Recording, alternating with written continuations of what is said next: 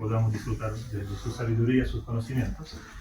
Es director de Escuela de Filosofía, nuestra Escuela de Filosofía en Ecuador, por unos cuantos años, 40 años.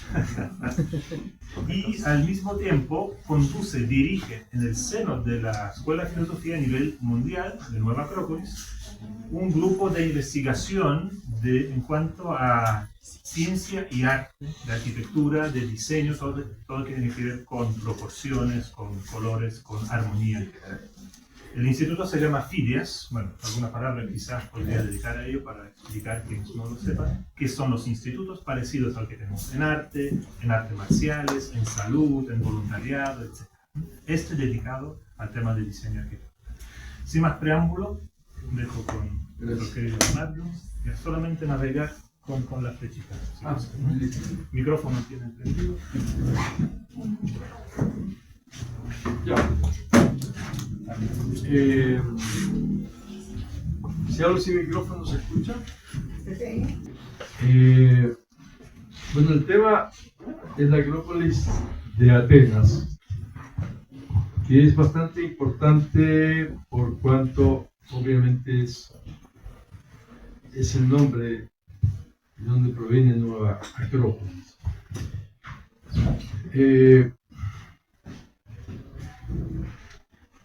Es la más conocida de las acrópolis, pero es un elemento común en las ciudades griegas, eran las acrópolis. ¿Ya?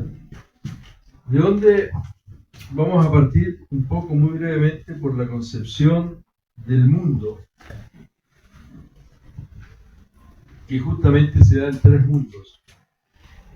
Nous, Psique, Soma, que todos conocemos, y que es el mundo, el nous es el mundo de las ideas, la psique es el alma del mundo, a decir de Platón, y Soma es el mundo concreto.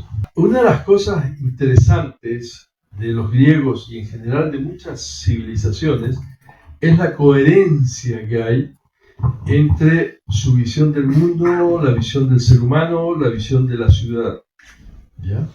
Entonces, en el mundo, en el cosmos hay tres niveles, en el microcosmos, es decir, el ser humano, también hay tres niveles, y en la ciudad también.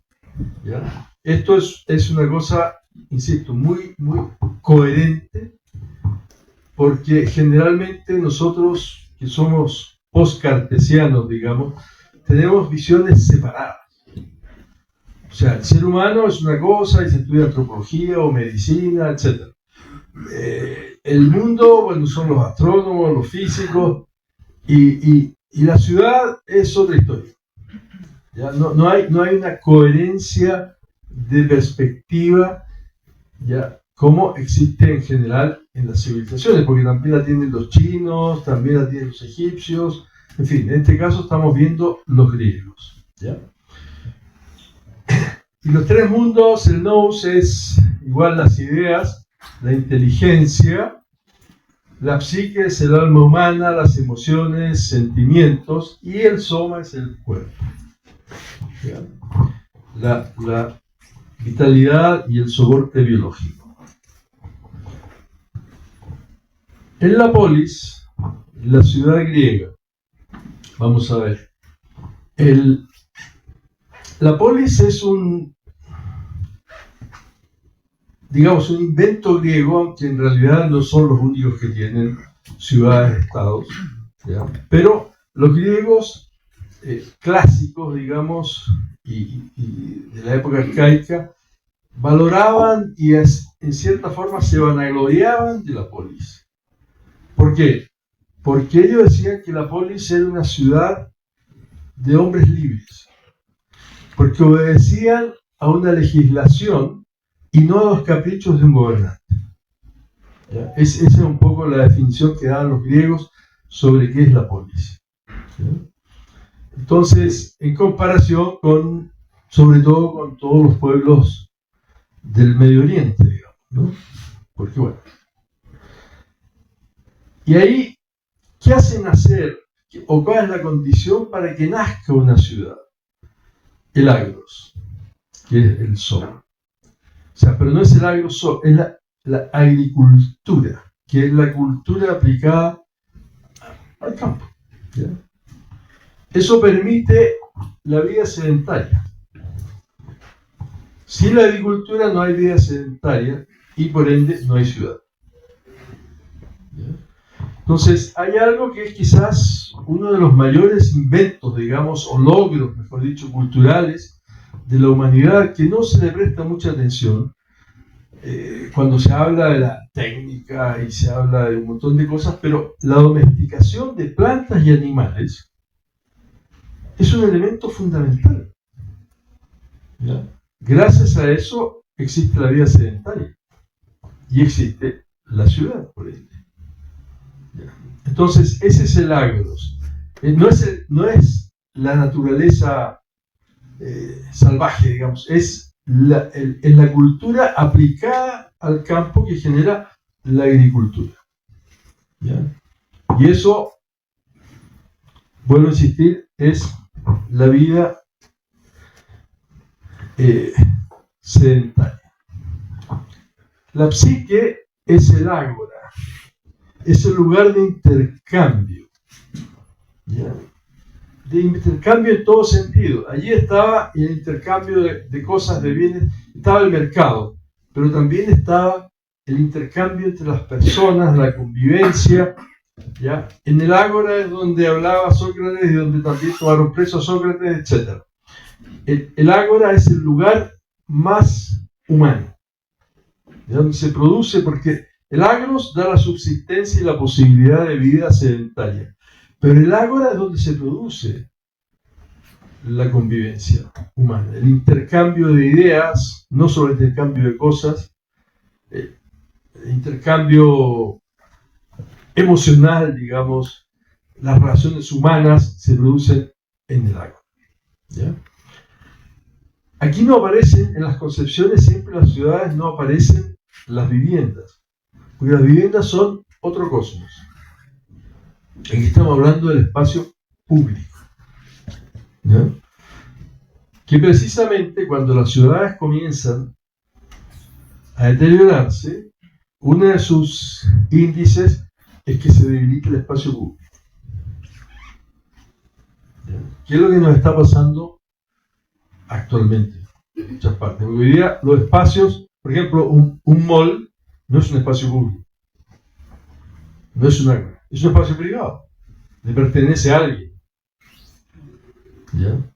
En cambio, el ágora es el espacio público, nos pertenece a todos, digamos. ¿Ya? Entonces, a medida que las ciudades se van rarificando, por decirlo de alguna forma, los espacios públicos se van abandonando. ¿Ya? Entonces, bueno, esa es la psique. Y el nous es justamente la acrópolis, que es el lugar sagrado, la identidad de la polis. ¿Ya? Como sabemos, de la palabra polis viene politeia, que es la política, ¿ya? Que es aquello que atañe a la polis. La polis se dice una ciudad-estado, y los griegos, según personas que se han dedicado a estudiar las polis griegas, había más o menos 750 polis en lo que sería la zona que hoy día es Grecia y un poco más. Pero se hicieron las apoiquías o colonias más de 500, desde Ucrania hasta Cádiz, ¿ya? Y el norte de África un poco, porque aquí el Mediterráneo estaba, perdón, sí, el norte de África. El sur del Mediterráneo eran colonias fenicias, el norte eran griegos. Pero la colonia griega no es como la colonia europea, son colonias independientes. O sea, no son tributarias a una metrópoli.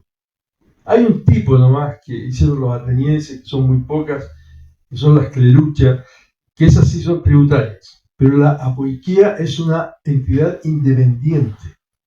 Eso quiere decir que tenían sus propias leyes, su propia organización política y la organización de la ciudad, etc.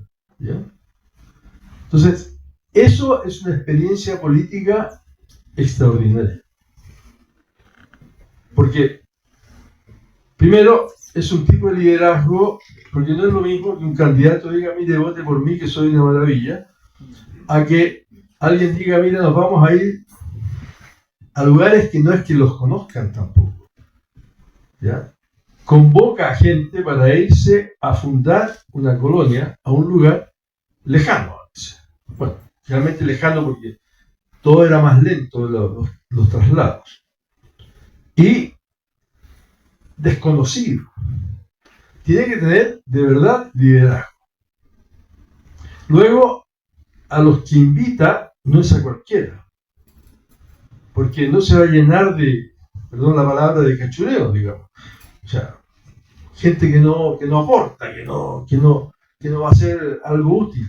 Entonces se lleva, acá necesitamos gente, dependiendo del lugar donde vaya, se entiende que el oiquistés, que es el líder que forma esto, sí conoce bien, más o menos, de qué se trata el lugar donde van. No en todas partes se cultiva lo mismo. No en todas partes hay, en unas partes hay más bosques, otras hay más piedras, etc. ¿no? Entonces necesita gente que sepa construir, etc. ¿Ya? Entonces, reúne un grupo y se lo lleva.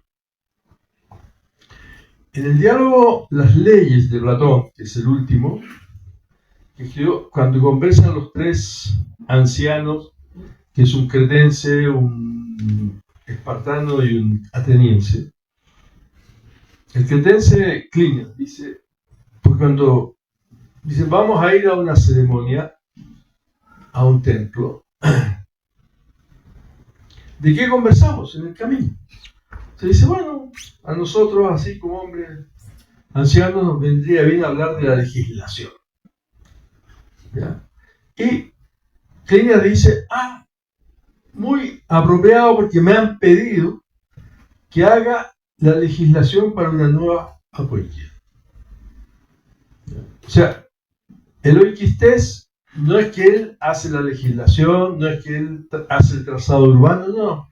Él tiene un liderazgo y empieza a buscar quien le contribuya. Entonces le mandaron a hacer, él no iba a ir a esa colonia, pero le mandaron a hacer la legislación. Le pidieron porque es un hombre conocido como legislador, en fin, le mandaron a hacer esa legislación. Entonces, cada uno tiene una legislación propia, con principios obviamente comunes, probablemente, porque es una misma cultura griega, pero cada uno tiene una legislación propia.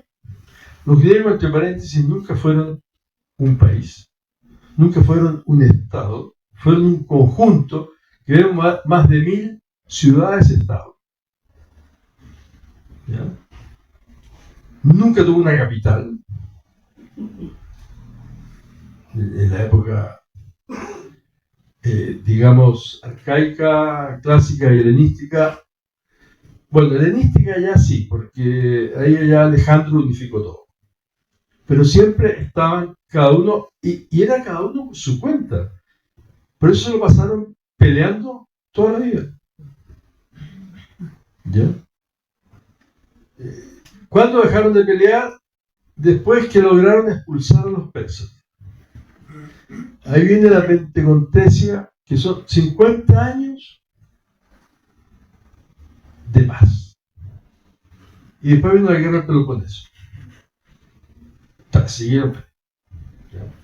Entonces, ellos, incluso cuando invadieron los persas, hubo polis que se fueron a favor de los persas. O sea, no, eso cuando se dice, los griegos eran así, ¿cuáles? Son distintos. ¿Ya? No se puede generalizar. ¿Ya? No está la idea de Estado. La primera unificación la logra Alejandro. Bueno, después vienen los romanos. Ya. Hay explicaciones, por ejemplo, dicen sí, porque la topografía de Grecia, como es un poco montañosa, no alta, no son montañas altas, pero sí es montañosa. Entonces genera pequeños valles y de ahí viene la idea de la polis. No es solo la topografía, porque después vino Alejandro y le da lo mismo la topografía. Y después vino los romanos y le da lo mismo la topografía. O sea, no es la topografía la que determina. Hay una visión del mundo que determina. Y ellos sí tenían esa visión de la polis, entre otras cosas, porque ¿por qué hubo una colonización tan grande? ¿Por qué salieron tantos a fundar tantas polis? No se sabe exactamente. Hay versiones. Uno, por exceso de población. Había sido una idea de que hay un límite. Porque después, y eso entre paréntesis se sabe hoy día también, ¿eh? En el urbanismo se sabe que pasado un límite de ciudadanos, la ciudad se hace anónima. Por ejemplo, esto que hicieron en Santiago de hacer un montón de, varios municipios, fue justamente porque una sola ciudad, si Santiago fuera una sola ciudad, con una sola municipalidad, sería una barbaridad. Entonces, que tenga varias municipalidades, le da una... Es un poco una idea de polis en ese sentido, ¿ya? Entonces, le da más manejo. Entonces ellos sabían que hasta cierto punto convendría crecer. Por otro lado, y hay varios autores que consideran que no es desechable la idea de el sentido de aventura. Porque claro, entre estar en una ciudad que está todo medio dicho, medio hecho, tiene ganas de protagonizar algo, entonces la Apoiquía da esa posibilidad. Es como las escuelas de Nueva Acrópolis, ¿eh? Porque se fundan igual. ¿Ya? Digo, no exactamente igual, pero es ir a otro lugar, otra ciudad, otro país, a protagonizar una nueva opción. Entonces, la Acrópolis era la identidad de la ciudad. Era donde está ese lugar sagrado de la polis. Porque en realidad, estrictamente, la Acrópolis sería la acro. Y la polis es toda la ciudad, ¿no? Bueno, ya diciendo básicamente qué significa la Acrópolis. Aquí tengo dos fotos, una por cada lado. Aquí está la Acrópolis, en la parte tenemos el Teatro de Dionisos, por aquí habían un asclepeión, es decir, una zona dedicada a Asclepios, había una fuente sagrada, etc. Ahí está, este es un odeón que se hizo en época romana, por eso se llama el odeón de Herodes Ático, porque él fue el que lo mandó a hacer. ¿Ya? Este era antiguamente el museo de la Acrópolis, ahora está al frente. Y bueno, Partenón y... Siempre hay una serie de construcciones extrañas porque siempre lo están restaurando. ¿Ya? Por el otro lado, bueno, esto era el ágora. O sea, el que vimos estaba desde allá para acá, este es el otro. Este era el ágora, el día está un poquito invadida. La zona de allá está un poco, se ha recuperado, Porque antiguamente, las casas llegaban casi hasta los pies de la Acrópolis. Han ido expropiando y han ido limpiando un poco. ¿Ya? Siempre fue no es una construcción en su base, es una roca, sobre la cual se hicieron construcciones, obviamente. Desde muy antiguo. Hay restos micénicos claros de construcción de la Acrópolis. Hay fortaleza, hay ciertas partes que son fortificadas, digamos un poco, que son micénicas. Y puede ser más antiguo que los micénicos incluso.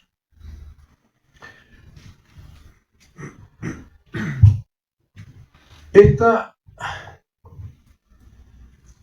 puede ser una fortaleza en un momento, y la Acrópolis, como el resto de la ciudad, fue quemada, incendiada, saqueada con la invasión de los persas.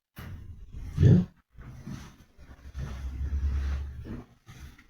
Los persas esa invasión la hicieron como castigo. Los persas en general eran medios tranquilos, ¿eh? Digo porque las películas lo han hecho un poco como medios locos. Eran medios tranquilos, ¿no? El imperio persa, como todo imperio, pedía impuestos y gentes para el ejército. Y a los demás los dejaba en paz. No se metía con la religión, vivían su vida, como que dice. Pero resulta que los milesios, que eran bastante orgullosos, o sea, los habitantes de Mileto, no les gustó tener un gobernante persa. Entonces se rebelaron y pidieron ayuda, y Atenas les dio ayuda. Entonces, la bronca, digamos, que tenían los persas con Atenas era castigarlos por haberle dado ayuda a Mileto. Y por eso incendiaron todo. En la época de la Pentecostés, cuando expulsaron a los persas y se produjo la paz, fue cuando se construyó esta. Es la época de Pericles, ¿no? De manera curiosa, Fidias es conocido como escultor, ¿no? Es un hito, porque así como se habla de la filosofía presocrática y postsocrática, se habla de la escultura pre-Fidias y post-Fidias, digamos, ¿no? O sea, es el hito dentro de eso. Pero él dirige todo. Aquí participaron varios arquitectos, ¿no? Que se conocen. Ictinus, Calícrates, Nesicles son los más conocidos. Y ellos, pero todo era dirigido por Fidias. ¿Ya?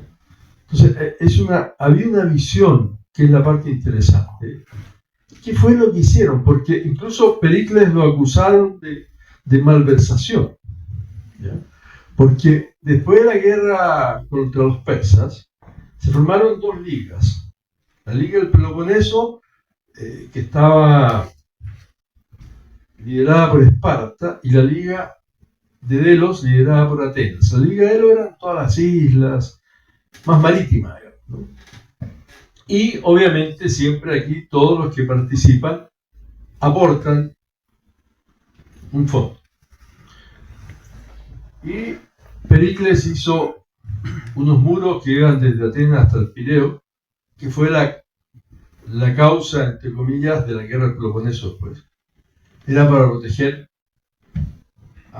el abastecimiento, porque claro, si le cortan el camino al Pireo, a Atenas, lo dejan sin abastecimiento. Entonces, para proteger el abastecimiento. Y lo otro fue hacer la Acrópolis. Ahí dicen que usó dinero de la liga, que era para defenderse de los persas, pero seguramente no era todo, pero a lo mejor parte, porque hay muchos elementos. Pero ¿cuál era la importancia? ¿Por qué y para qué hicieron esto? ¿Ya? ¿Para qué hicieron la Acrópolis? Bueno, vamos a ver. De nuevo, fui para el otro lado. Vamos a ver a grandes rasgos los edificios principales.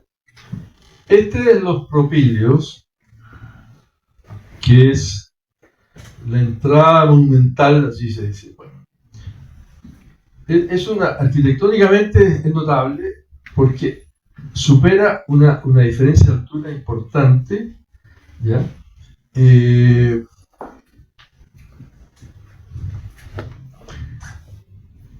Es básicamente dórico, es como un templo dórico con elementos jónicos dentro. ¿Ya? Pero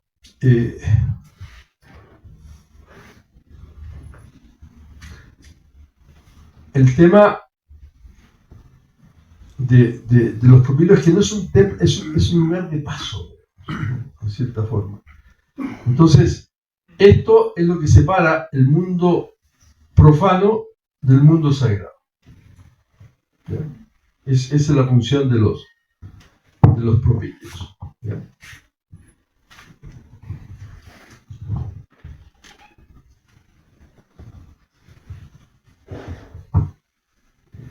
En una esquina está el templo de Atenea Nike, que además es Nike Aptera, porque la victoria siempre es alada, porque la victoria no se puede guardar. Una persona obtiene una victoria, logra la victoria y se va. Por eso ahora han hecho medallas y cosas como para poder retener un poco, digamos, la victoria, pero no se puede retener la victoria. Se logra en un momento. En las Olimpiadas había competencias deportivas, poéticas, dramatúrgicas. Esquilo ganó 3 veces la Olimpiada, por ejemplo. Entonces, no en deporte, en tragedias, digamos. Entonces, siempre es alada. Pero dicen que este templete es pequeño. ¿Qué conmemora? Conmemora la expulsión de los persas. Y fue tan grande esa victoria que dicen que la victoria vino y no se va a ir. Ya, por eso es aptera, es sin alas.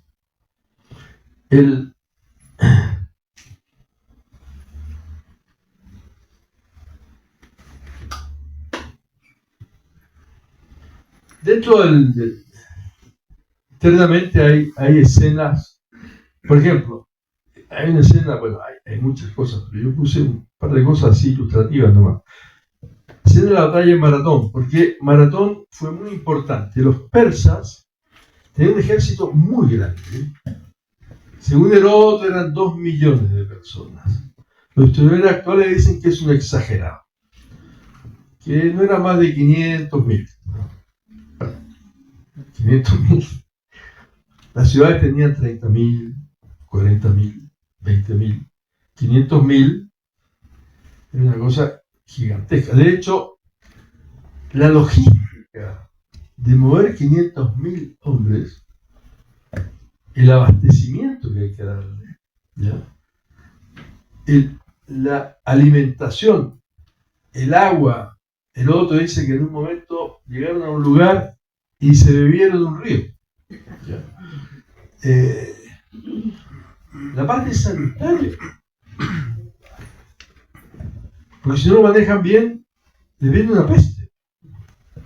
¿Ya? Entonces, es una cosa notable. Yo me acuerdo, hace muchos años atrás, un amigo que estábamos en la universidad y estudiaba temas mucho de logística, y le digo, a ver, mueve 500.000 hombres. Oye, dijo, no, es una cosa muy compleja, con tecnología de computación, todo lo que quieras, pero así movían 500.000 hombres. Ya, eso es lo conservador, 500.000. Entonces llegaba a una ciudad de 40.000, que era la ciudad ya un poquito más grande, y desfilaban nomás. Y le decían, claro, a lo mejor no estaban los 500.000 ahí porque unos iban por mar, otros por tierra, pero eran por lo menos unos 200.000. Entonces decían, entréguennos sus armas y su tierra. Y la entregaban. Y bueno, queremos sacar comida y cosas, ya, y seguía. Entonces, era un ejército invencible. ¿Ya? No eran solo persas a esa altura, había de todo, pero bajo el mando de los persas. En Maratón, y por eso que fue, y de ahí viene la carrera y todo lo demás que le va a anunciar la victoria, porque Maratón fue la primera victoria griega. ¿Ya? Demostraron en el fondo que los persas no eran invencibles. Y fue una desproporción igual, el ejército persa era mucho más grande. ¿Ya? Entonces los griegos los vencieron y demostraron que era posible vencerlos. ¿Ya? Esa fue la de Maratón.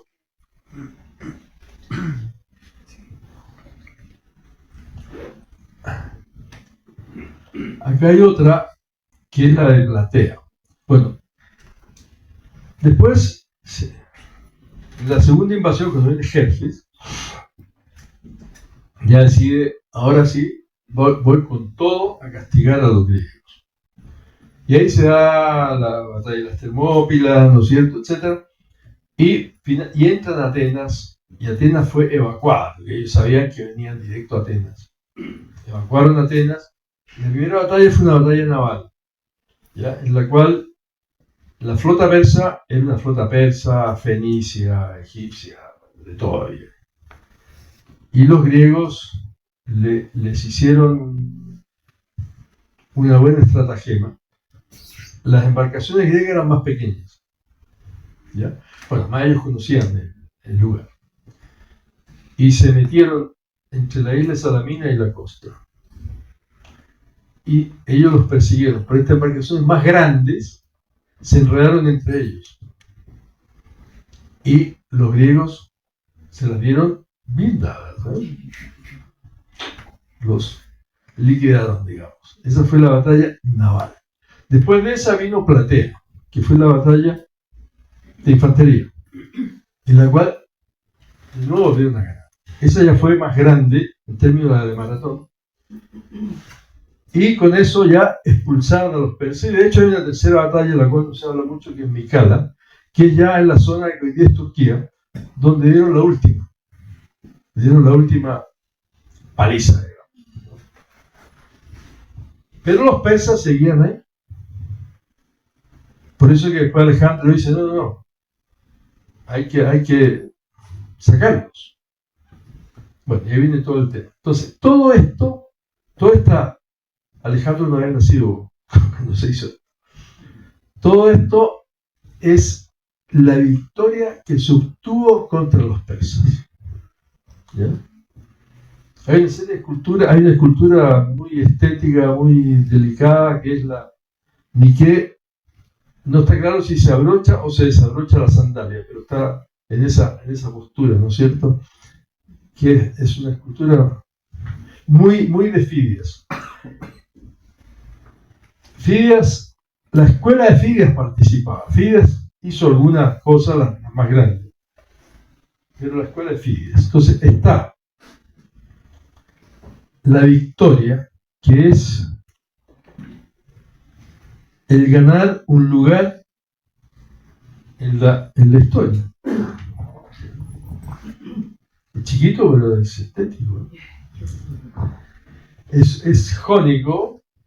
Según Vitruvio, dice que el dórico son proporciones masculinas, el jónico son proporciones femeninas, y el corintio, que usaron poco los griegos, son proporciones de una doncella o un efebo.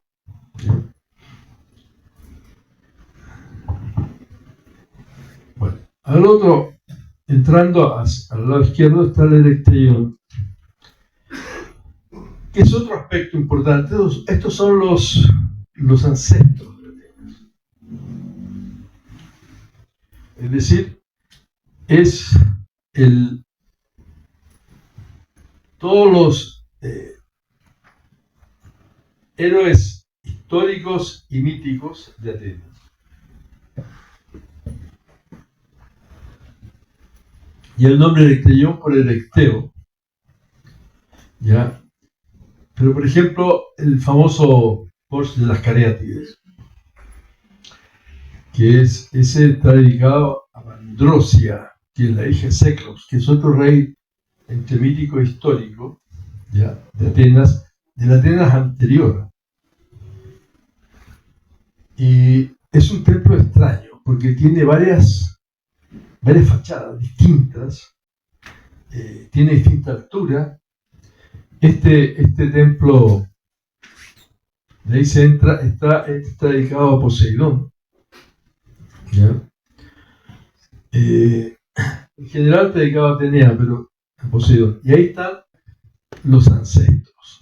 Entonces está el pasado de Atenas, el ancestro de Atenas, la victoria, que es ocupar el lugar en la historia. Y ahora luego veremos el que da mayor la identidad, digamos, ¿no? Este también es jónico. Las columnas jónicas, ahí se alcanza a ver, tienen base. Las columnas dóricas no tienen, porque Vitruvio dice porque la columna jónica es femenina, entonces la mujer tiene que usar un calzado, en cambio el hombre no. ¿Ya? No le pone caso. Bueno, Vitruvio es un arquitecto romano, ¿cierto? Que es, en realidad, no es el único, ni mucho menos, pero es el tratado que nos ha llegado de cómo era la arquitectura griega. Las Cariátides es un nombre que quedó, pero y no solo para estas Cariátides, en general se usa columnas con formas de mujer, pero que el nombre está mal puesto. Porque se pensó en un comienzo que eran muchachas carias, porque los atenienses, ya una vez que vencieron, expulsaron a los persas, los carios apoyaron a los atenienses, entonces fueron a castigar a los carios, entonces dicen que tomaron prisionera a las chicas y las hicieron esclavas, y de ahí se pensaba que eran las Cariátides, pero la verdad que no tienen cara de muy afligidas, y entonces más bien son canéforas, es decir, chicas que llevan una cesta en la cabeza con la cual se hace el peplo de Atenea. O sea, no son, pero bueno, quedó el nombre de Cariátides. Bueno, y este es el templo central, el Partenón, que toma su nombre de Atenea Partenos, que es la Atenea Virgen. Los distintos nombres de Atenea destacan distintos aspectos de Atenea. ¿Sí? Entonces, este es un templo dórico, ustedes ven que no tiene base en la columna. El templo dórico, octástilo, o sea, tiene 8 columnas en la fachada. El canon dórico dice que aquí hay 8 y acá hay el doble más 1. ¿Ya? O sea, 17. Claro, se repiten las de esquina. Aquí está, en general, todo el tema, el mensaje fundamental de la Acrópolis, a mi juicio, es el templo principal. Este templo pasó por todo. Fue polvorín en un momento, en que los otomanos lo usaron de polvorín y los venecianos le lanzaron una granada y voló al otro lado. Todavía faltan varias columnas. Fue mezquita, fue iglesia, bueno, en fin. Después lo restauraron hace poco, digamos, ¿no? Pocos años. Lo siguen restaurando, por eso siempre hay andamios, hay grúas y cualquier cosa de esta. Porque hay un problema y es que el aeropuerto de Atenas ahora está lejos, pero un tiempo que estaba mucho más cerca, y la vibración de los aviones le hacía daño. Y bueno, el smog también hace daño. El smog le hace al mármol una especie de cáncer al mármol, digamos, ¿no?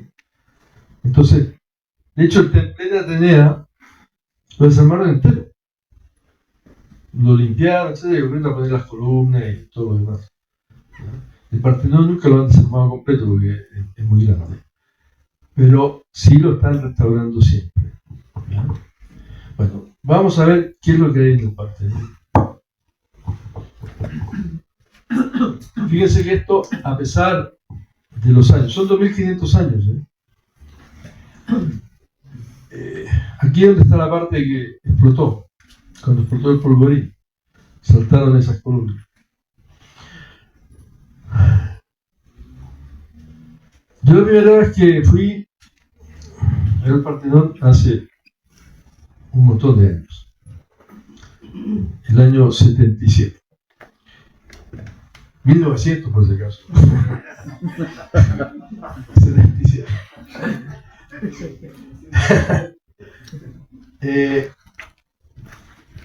Bueno, yo era bastante joven. Iba adelante un hombre joven, pero con 2 niños. No sé, 30 y algo.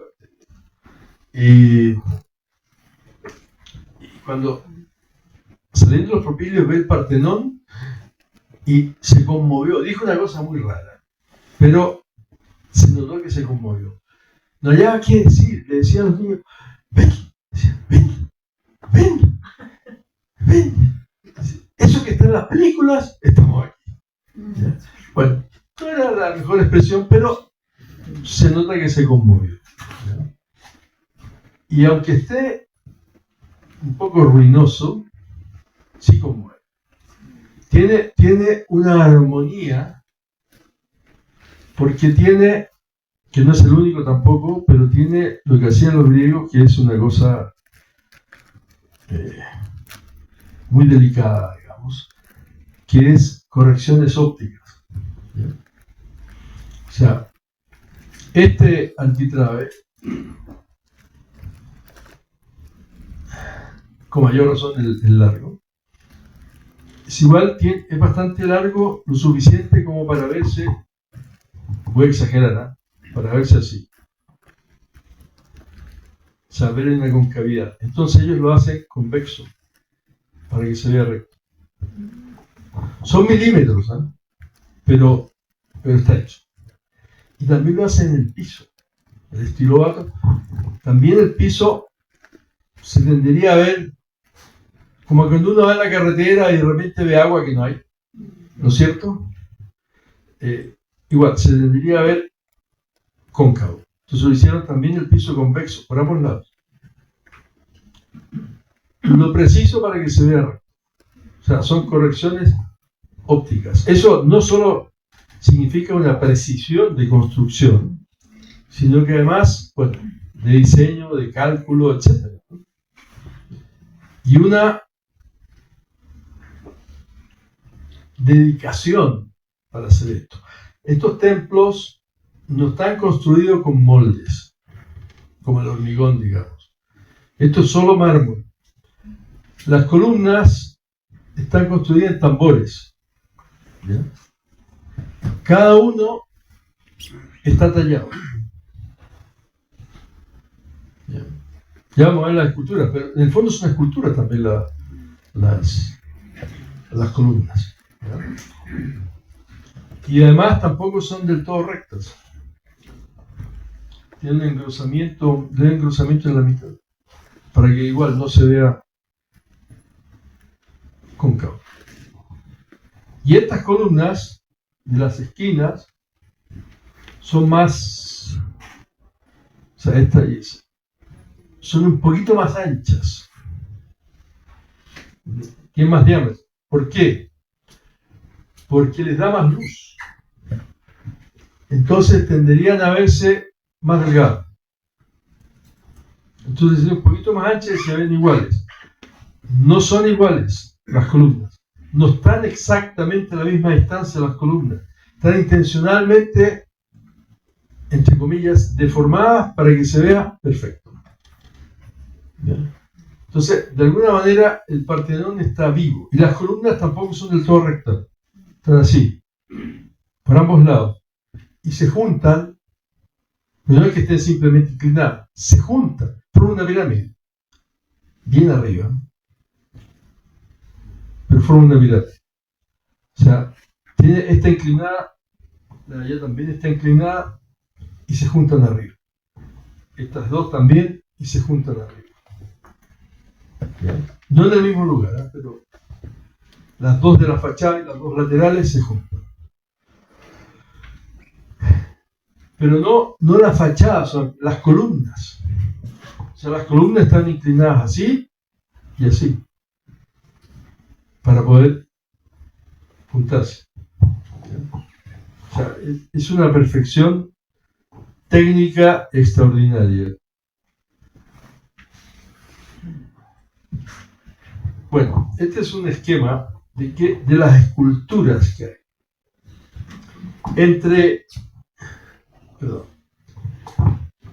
El friso dórico tiene metopas, que son esas esculturas que se ven, y esto que son los triglifos. Podría ser de que los triglifos son los costados de unos tablones, digamos, cuando eran templos de madera, y las metopas el hueco que quedaba. De hecho, hay templos que están con el hueco. ¿Ya? Pero después se le pone una tapa. Esa tapa es una escultura. ¿Ya? Más o menos 1 metro cuadrado. ¿Ya? Esas son las metopas. Y estos son los tímpanos, ambos lados. ¿Ya? Entonces, bueno, veamos. ¿Qué hay?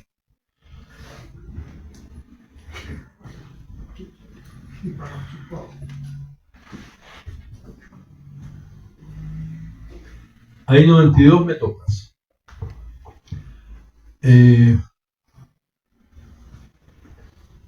Esta es la fachada que se ve que estábamos viendo, ¿no? Que es la fachada oeste.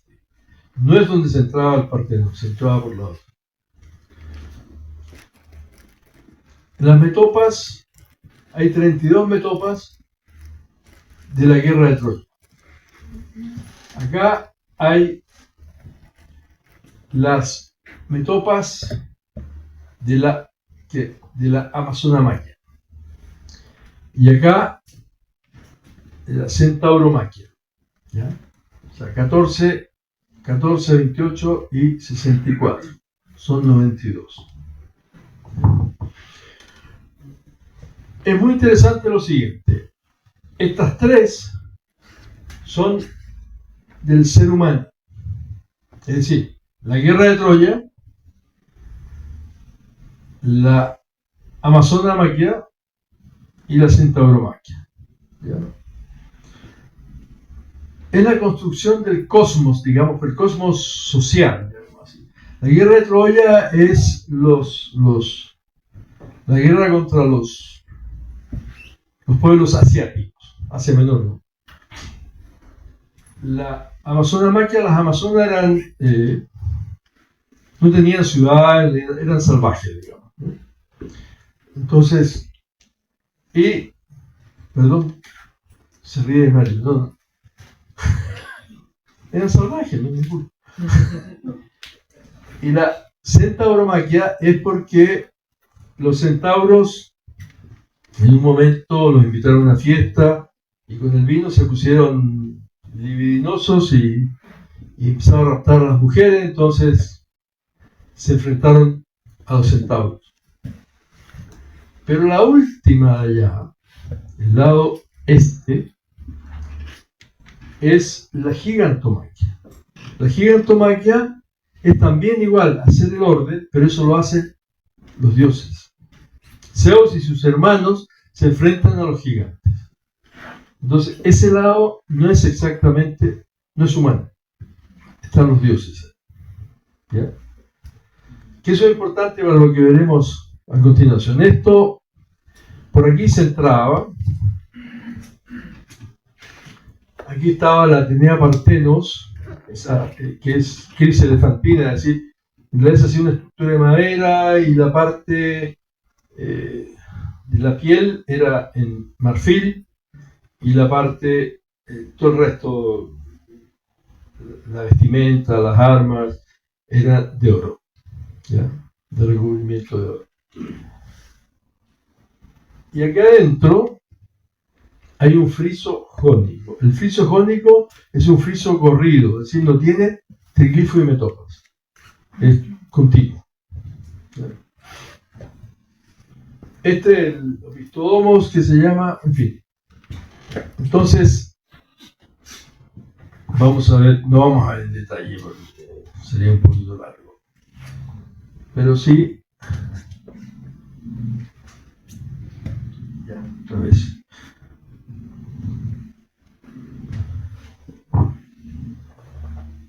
Este, por ejemplo, es una centauromaquia. Yo puse donde iba ganando el griego, el hombre. Pero hay una que va ganando el centauro también.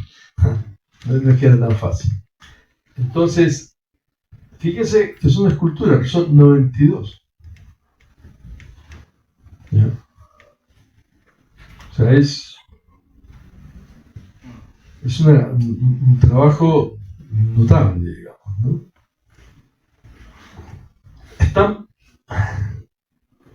Hay pocas esculturas, actualmente muchas están en el museo de la Acrópolis que está al frente. Hay muchas en el museo de Londres también, que se la llevó Lord Elgin, que de repente yo voy a defender a Lord Elgin, porque lo critican que se robó las cosas. No se las robó, las compró primero. ¿Y por qué las compró? Porque las estaban destruyendo.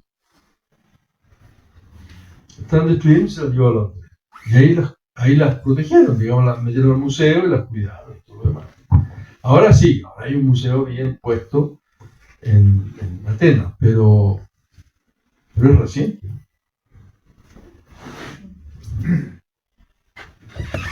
Ahí se ve más claro los triglifos y las metopas, ¿no? Este es Amazona Magna, es decir, la lucha contra las Amazonas.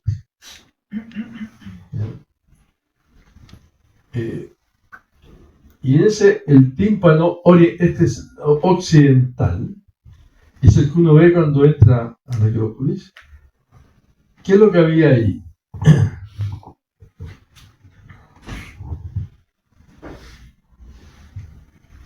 Esta es una reconstrucción, obviamente. Estaba una disputa. Dicen que en un momento hubo una disputa entre Poseidón y Atenea. O Atena. Por la primacía de la ciudad. Aquí están, los personajes son los ancestros de Atenas, justamente. Y ellos deciden, ¿ya? Entonces Poseidón, con un golpe de su tridente, hizo brotar el caballo y también una fuente de agua salada. Y Atena hizo brotar el olivo. ¿Ya? Que es lo que se ve ahí, y que se acuerdan que había uno frente al electro. ¿Ya? Entonces consideraron que era un bien más preciado el olivo y por eso la ciudad se llama Atenas. Si no, sería Poseidón, como justamente lo narra Platón en el Crítica y en el Timeo. Bueno, hay todo un elemento ahí simbólico interesante, porque por esto de Poseidonis, por un lado,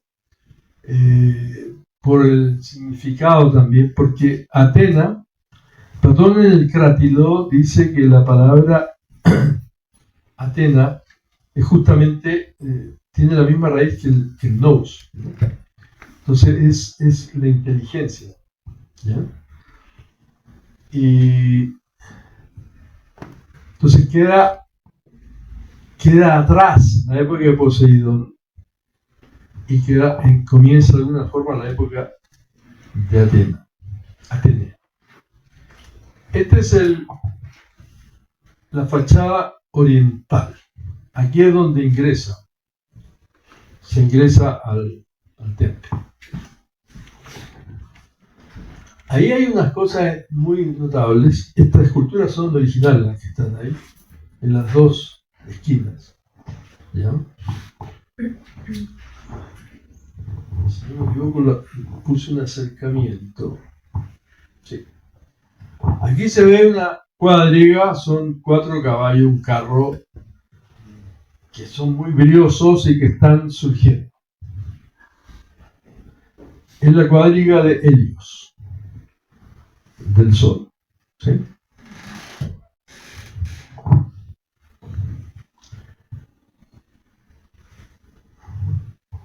Y al otro lado queda un solo caballo entero. Está la cuadriga de Selene, que es la luna. Entonces, ahí está claro que estamos hablando de un amanecer. Nace el sol, se pone la luna. ¿Sí? Es el amanecer. ¿Y qué es ese amanecer?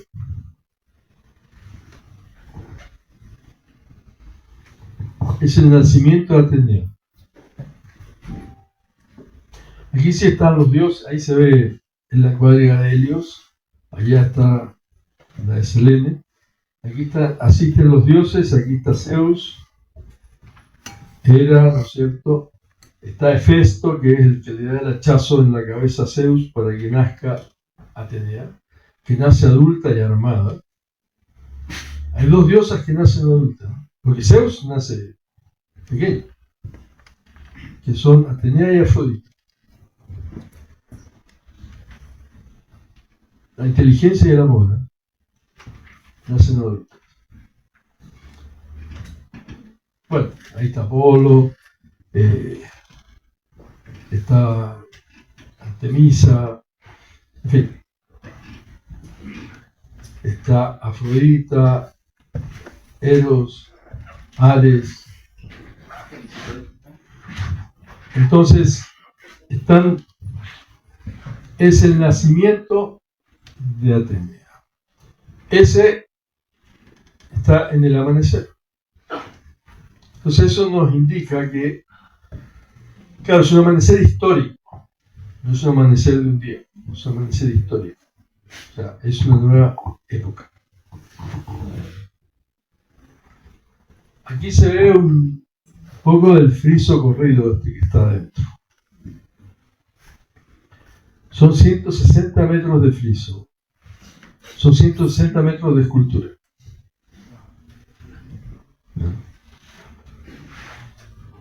Entonces,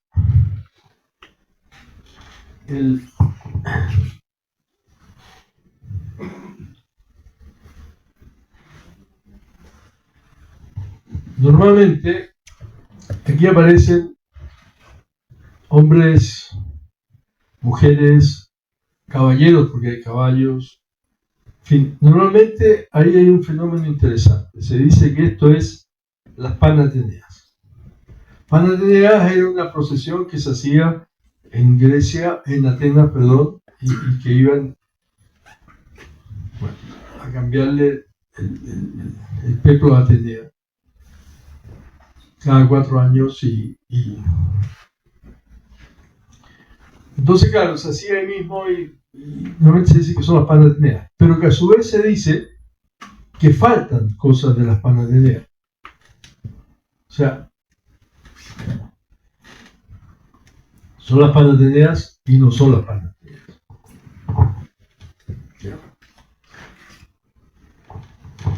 Y en la parte donde están la gigantomaquia, en el centro, llega hasta aquí más o menos el desfile humano. Están los dioses. ¿Ya? Por lo tanto, esto es una hipótesis, pero que no está inventada. En el Critias, Platón dice al final que la humanidad se está deteriorando. En el fondo hay que hacer una nueva humanidad. No dice que hay que matar a la que está, no hay que hacer algo nuevo porque está en deterioro. Entonces Zeus reúne a los dioses y les dice, punto suspensivo, no aparece lo que les dice. Pero si reunimos las partes, vamos a ver que es un amanecer, es una nueva era, y que tiene que ver con Atenea, que es justamente la aparición de la inteligencia. ¿Ya? Entonces, ahí el mensaje de la Acrópolis es un mensaje al futuro. Es lo que Hall llama el laboratorio griego, donde se probó todo lo que después se va a desarrollar en Occidente. ¿Ya? Así que ahí sí no es que Pericles quiso hacer algo porque sí, porque hay y la palabra Fidias sí, es un escultor, pero también es un arquitecto. ¿En qué sentido? Arquitecto etimológicamente está formado por dos palabras, por arge y por tectón. Arge es el primero, sí. Tectón es constructor, entonces el primero de los constructores. Sí, pero arge, de buenos presocráticos, arge es lo primero también. Entonces, es el que construye a nivel de lo primero, o sea, a nivel de arquetipo. Entonces, no es solo el que construye con piedra, también es el que diseña, que eso es el construir a nivel de arquetipo. Así que bueno, de manera un poco rápida por el tiempo, este es un poco el mensaje, digamos así, de la Acrópolis de Atenas. ¿Ya? Yo terminé, así que si tienen preguntas.